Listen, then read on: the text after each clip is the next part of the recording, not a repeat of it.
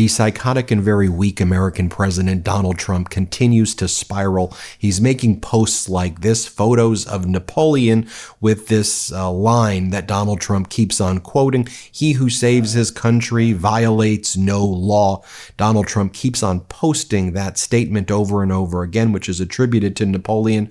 And Donald Trump used that there in response to this news article about how a federal judge ruled that the Trump administration was defying a court order, stopping some of their executive orders. So Trump's trying to show like, look, I'm not going to follow what this federal judge is saying. It's also notable that he's posting photos of Napoleon as European leaders are now holding an emergency summit led by the French President Macron as well as UK's Prime Minister Keir Starmer, where these European nations are figuring out how they are going to respond and check Donald Trump, because Trump is trying to form the alliance with Vladimir Putin and cut Europe and Ukraine out of negotiations over the future of Ukraine.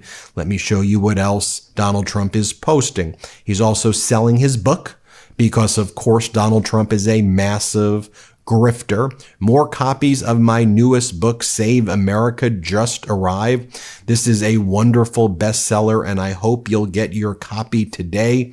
Signed editions are also available. I think it's like a picture book. And so what was Donald Trump doing over the weekend as well? Well, as Kentucky, Virginia, and West Virginia suffered devastating storms, over 10 people were killed in Kentucky from this flash flooding. Did Donald Trump address what was going on? Did he activate FEMA immediately? No. What did he do? Donald Trump did another photo op event following up from what he did at the Super Bowl, where he left early, by the way, after the Kendrick Lamar performance.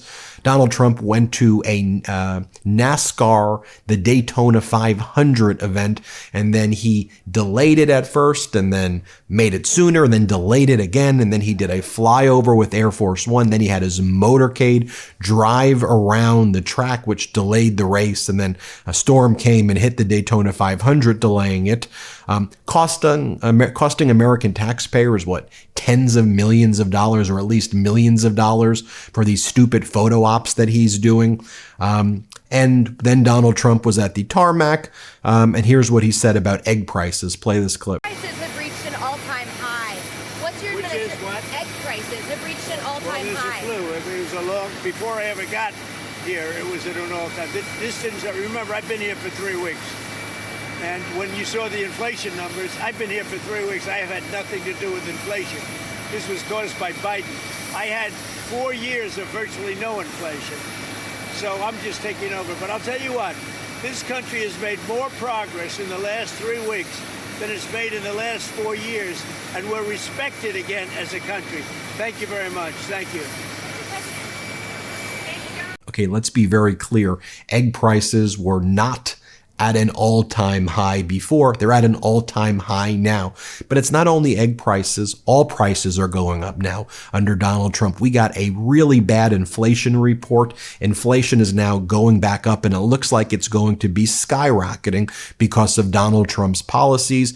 The price of eggs are now at record highs. The price of other groceries higher than ever, or getting very high rather. Housing less affordable. The Trump economy is already imploding.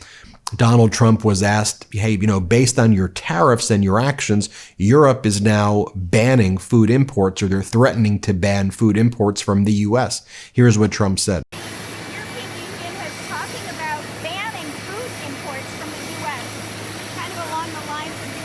Why is that? Why?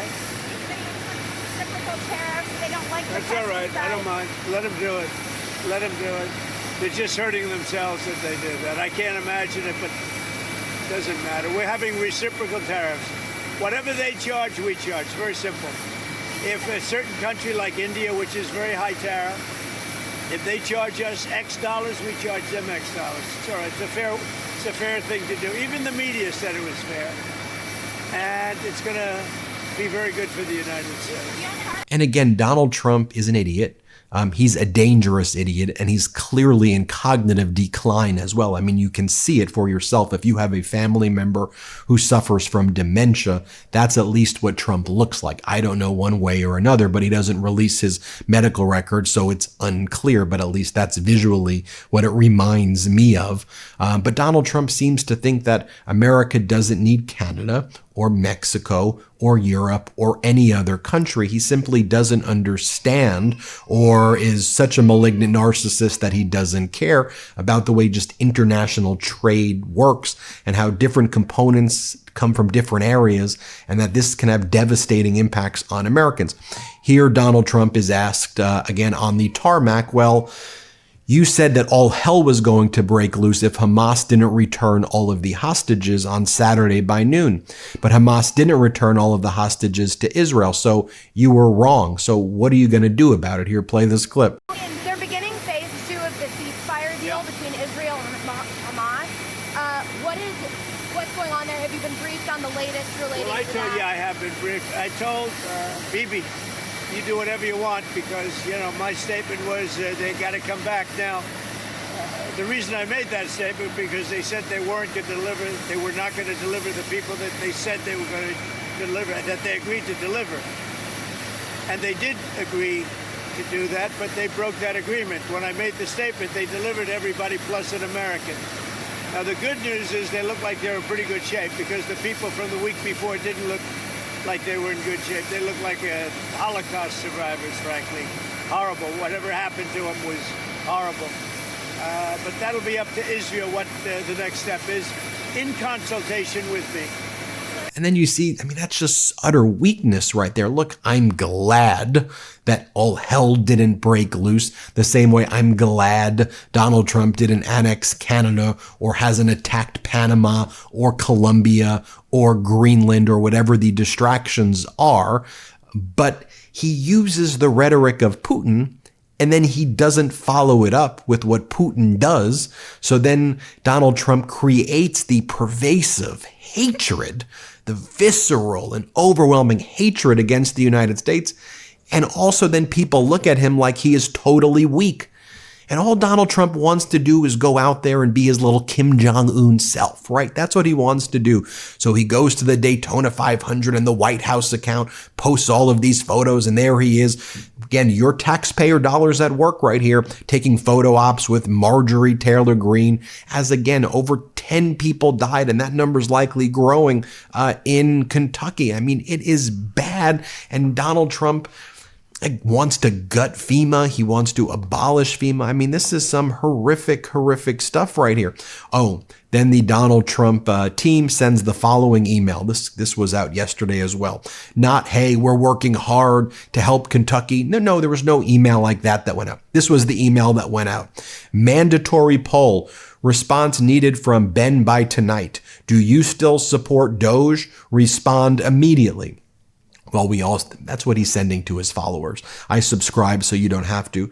But then this is what we learned from the Washington Post. They said Musk's DOGE seeks access to personal taxpayer data, raising alarm at the IRS. The unusual request would put sensitive data about millions of American taxpayers in the hands of Musk's team.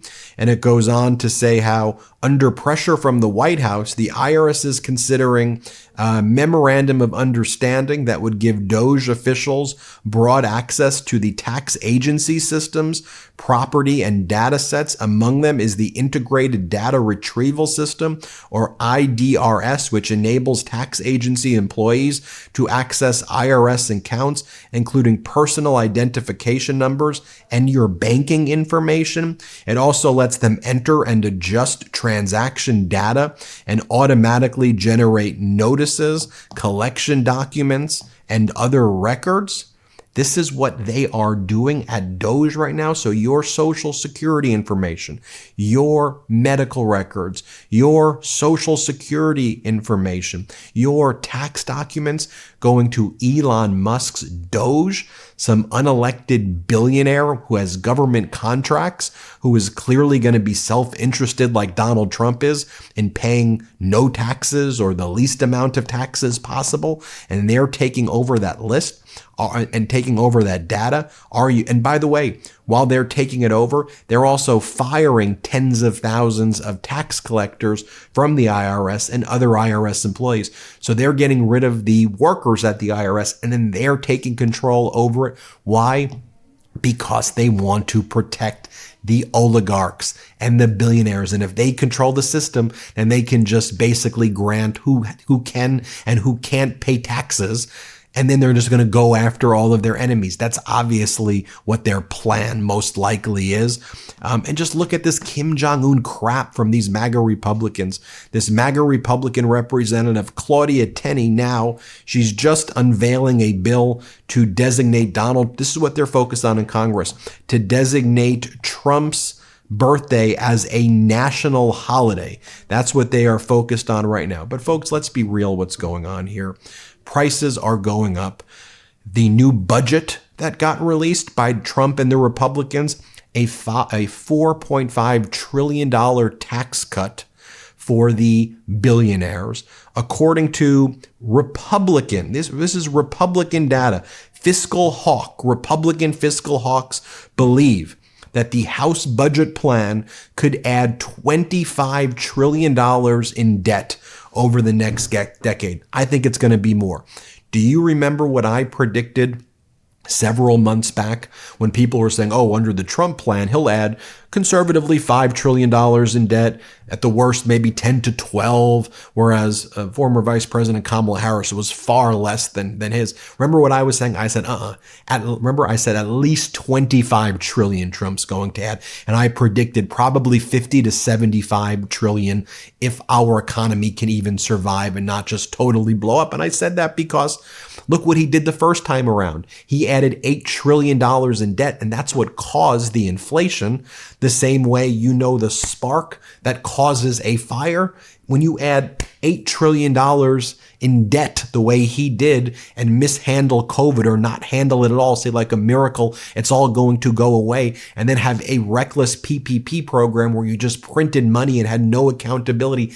That was the cause of inflation when you had to recover the way Biden was. So you had Trump, the arsonist. That's what caused the spark. You had Biden, the fire department, trying to stop it. And then MAGA and our stupid media, our stupid corporate media, or our complicit corporate media here was blaming the fire department, essentially the Biden administration, for stopping what the arsonist did. And then they helped get the arsonist elected again. So of course the arsonist's going to go, oh, I got away with that fire and it helped the oligarchs. Wait till you see the bigger fire I'm going to drop. And that's what they are doing. So the new budget, $4.5 trillion in tax cuts, which people believe can have a $25 trillion addition of American debt over 10 years when you aggregate it, plus $880 billion in cuts for Medicaid, $350 billion in cuts for, or $250 billion in cuts for farmers, $350 billion in cuts for education, just gutting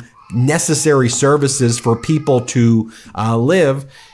That's what this is all about, helping the oligarchs right here. And that's what needs to stop. By the way, let me give you one more data point right here. The Trump administration has now announced that they reversed the firings of all but 28 of the nuclear weapon workers that DOGE blindly cut last week. One of the hardest hit plants was Pentex near Amarillo, Texas, where MAGA Republican Congressmember Ronnie Jackson represents, where 30% of the cuts took place. The nuclear weapons role of those workers and the feds who oversee it is one of the most sensitive missions in the U.S. And they accidentally fired basically all of the people who oversee our nuclear program, got messages that they were fired. These people are incompetent, dangerous, reckless, idiotic, moronic, dangerous, horrific stuff. But we have to stay in the fight together. Let's keep growing this network. Let's get to what? We were at 4 million subscribers. Let's get to 5, then let's get to 10, and let's get the message out. Let's talk about where the protests are going to be. Let's cover them when the corporate media tries to suppress the coverage of them. Let's get out all of the data together. So I need you to subscribe if you can. Check out MeidasPlus.com as well if you can. Share this network with anybody you know. It goes such a long way to help. And thank you so much for watching. Hey Midas Mighty, love this report? Continue the conversation by following us on Instagram @MeidasTouch to keep up with the most important news of the day. What are you waiting for? Follow us now.